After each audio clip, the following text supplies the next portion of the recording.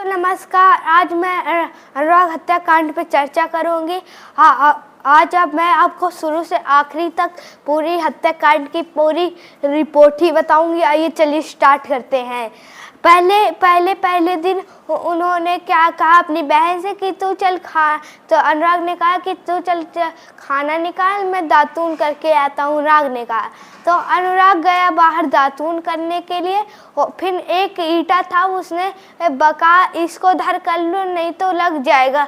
तो वही लालता यादव छुपा था और उसका उधर वो साथी छुपा था, उसका बेटा और रमेश यादव छुपा था। तो फिर वो उसको पहले मारा तो फिर वो छूट गया। तो उसका वहीं उसका बाप खड़ा था, उसने तलवार से धड़ अलग करके उसकी माँ के गोद में चला गया। उधर से बहन आ रही थी, उसका धड़ उसके बहन के गोद में चला गया। तो अब आप जान सकते हैं कितना दुख हुआ होगा।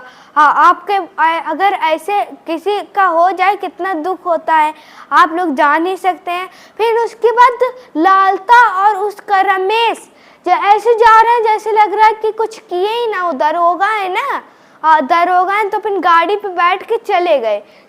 तो फिर उसकी बहन और अनुराग और उनकी माँ इतना रोई और उनके पापा का भी रो के बुरा हाल है। अभी तक उनका हो गया 6 महीने पूरे हो गए, लेकिन अभी तक कोई न्याय नहीं मिला। वो प्रधान जी इतना सपोर्ट कर रहे हैं, वो न्याय की गवाह लगाए, लेकिन वो भी एक लड़की है, वो उनको फालतू फंसाई। तो वो अभी साजिश के पीछे हैं। उनके चारों के उनके बेटे भी नहीं के जेल में बंद है। तो वो लड़की भी उनके बहुत दुश्मन थी ना, इसलिए।